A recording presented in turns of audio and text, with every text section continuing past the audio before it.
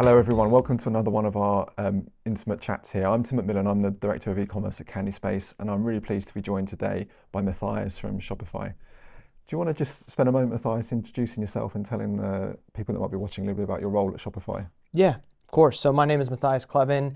I'm the head of partnerships for Northern Europe. So what that means is I look after our partners in the UK, the Benelux, and the Nordics. As many know, the partner ecosystem is a huge, vastly important part of Shopify, what allows us to grow and continue to scale. Fundamentally, what our merchants need, if the platform doesn't offer it, our partners are the ones that do it. So I get to look after those relationships. Great. Now, I love e-commerce. There's always something going on. There's always a new heartbeat of innovation, something changing, new things arriving. And we've seen a lot of brands recently making that shift over to Shopify. What do you think some of the reasons are behind brands switching to Shopify at the moment? So I think every migration has a lot of context, so they're all a little bit different, but if you boil it down, I think there's really three main things that are causing brands to migrate.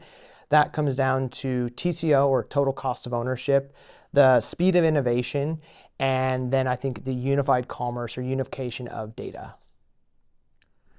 And what do you think the quick wins or the long-term results that brands expect to get from Shopify are?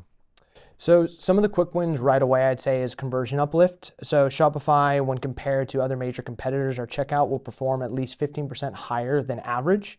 And it also allows them to offer Shop Pay, which is the fastest online one-click checkout. There's over 200 million global users using it. So that conversion uplift is going to be immediate. The other piece I'd say is scale. Shopify can handle up to 40,000 checkouts a minute out of the gate. So especially for brands that expect huge peaks, whether it be that they're fashion influencers or brands doing really big drops, that's an immediate impact that they'll see. So for brands that are still hesitating to kind of get off a legacy platform, what are some of the risks or the reasons that are holding them back at the moment, do you think?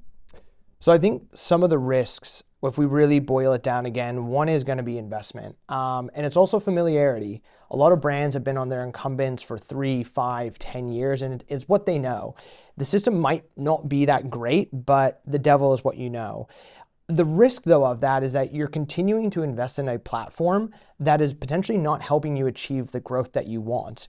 So if you're investing in something that's only helping you grow 2, 5% each year, but your ambition is to grow 10, 15, 20, you're putting your money in the wrong place. It kind of boils back down to that total cost of ownership.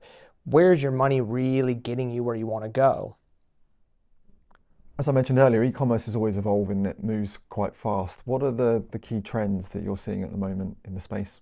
Yeah, so there's always a lot of trends. And I think for merchants, one thing to consider with trends is if you look at all of them, it can be very overwhelming. And I think it's important to think about your vertical, the product you sell, and how relevant that is to you. But three that I think are becoming more important for a large majority of merchants are personalization / kind of A/B testing, AI, we remit not to talk about that a little bit, and then also retail. So I can break those down a little bit if it's helpful. Yeah, it'd be really good to understand how at Shopify you're helping brands with each three of those kind of areas of innovation. Yeah. So with personalization, first and foremost, it really comes down to how much do you know about your customer. So Shopify being initially kind of a D2C business, we're always focused on merchants on owning their data set, really understanding where their consumers are coming from. And Shopify easily allows all of our merchants to collect information about their customers in an authentic way through the buyer journey.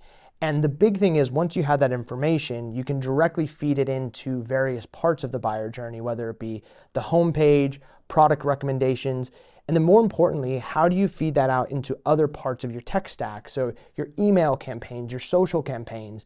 Next thing you know, you can personalize all throughout that entire journey again. But it starts with how do you collect that data? And Shopify seamlessly will let you do that and again, feed that data out to other partners. The second is AI. Again, we'd be remit if we don't talk about it. AI is evolving and changing so many different industries, but at Shopify, we're focused on how AI is going to change commerce. So for us specifically, what this looks like in practice is a suite of features called Shopify Magic.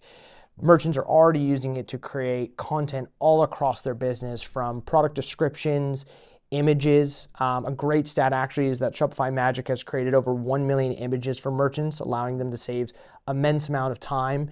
And then Shopify Sidekick. Shopify Sidekick is merchants' contextual agent. It uses the context of their business to make recommendations for what they need to do to succeed. And I'm sure in time we're going to see a lot more, but the big thing is Shopify is rooted in how does AI make commerce better for everyone, and we'll see how everything else kind of pans out. So is it fair to say that AI is helping Shopify owners move from being responsive and a bit slow, kind of getting insights from kind of data and information, to being a bit more predictive and understanding when they've seen situations like this before, how they've been able to get more successful to respond to them?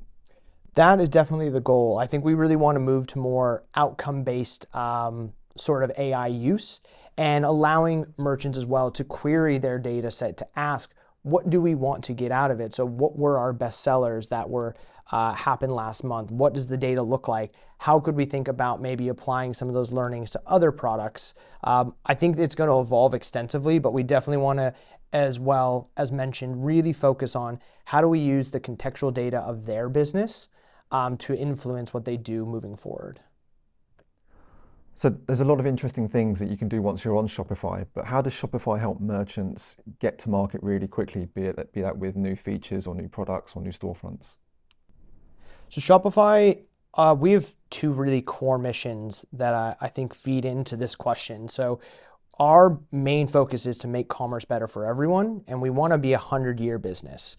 So what does that look like in practice? Well, in 2023, we invested over $1.1 billion in R&D, and we have thousands of developers who are innovating just on commerce.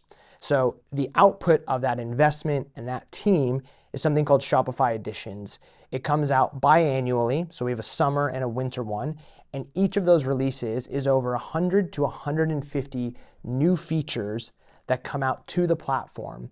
And importantly, these features are not something that people need to upgrade, they need to manage. They're directly pushed into the platform. So for merchants, they're able to stay on top of the newest trends, feature sets are needed. And more importantly as well, for agencies and partners, they're able to look at those tools and then think about how they can bring their merchants forward. So they get to use those new feature sets to make proactive recommendations to stay in front of whatever new hurdle or more likely opportunity that they see for their customers. What does the future look like for Shopify, and what can brands expect to come down the line in the future to help them stay ahead? So I'd love to say I'd have a crystal ball and know exactly where commerce is going to be and what the platform will look like. But I think, again, if we go back to our focus on making commerce better for everyone, wherever commerce will go, that is what our team will be focusing on. If that is increased B2B, we will be there. If it's an increase in retail, we will be there. If it's new social channels, we'll be there as well. We want to innovate and build our platform so that merchants have the opportunity to maximize whatever opportunity that they might see. So time will tell exactly what that looks like, but I'm extremely confident that we will continue to focus on servicing our merchants so that they can focus on what matters most, their products and their customers. And for those brands, when they're in that situation where they're thinking about replatforming and looking at new technologies to help them get there, and perhaps these are larger, more significant enterprises that 5 years ago wouldn't have considered Shopify, you seem to be making some inroads into that more enterprise space. What would you say to those leaders within those organizations if they're looking at Shopify again? Yeah, so I would say there's a few different things to consider. We have more and more enterprise businesses coming on to Shopify. So, we have the likes of On Running, Bowden, incredible brands. And if you now start to walk down Regent Street, one of the icons of, I think, England retail and shopping, more and more businesses are being powered by Shopify, whether that be the newer businesses like a Gymshark or a Vori, or more historical legacy brands like a Belstaff are powered by Shopify. And we are going to see that continue to increase.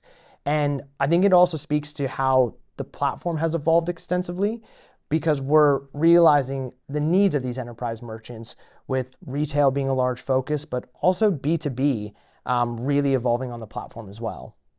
That's a good point, because B2B isn't traditionally been the space for Shopify. You've had a few partners and plugins that have helped some small B2B use cases, but you've made a lot of investment in that B2B part of your product. So same question again, what would you say to B2B organizations when they're looking to re-platform or find an e-commerce solution and they stumble across Shopify? Yeah, so depending on maybe the context of the business, if you're a pure play B2B, I think Shopify has evolved extensively over the past 2 years. Feature sets that you'll need will be there. And I think for retailers or direct to consumer building up B2B, they can now have a unified experience. They don't need to actually split out across two platforms, because I think that's a really common practice. And again, if we go back to that point of the TCO, you're reducing your costs because you're bringing things together. So we could probably go on a whole nother tangent about B2B, but I think it is evolving extensively more, and the partnerships that we're investing in are rapidly evolving as well. Brilliant. Thanks, Matthias, for taking the time to chat with us and bringing to life some of those stories from the Shopify world, and really looking forward to seeing what comes in editions later on in the summer. Thanks so much for having me. It's great to speak with you.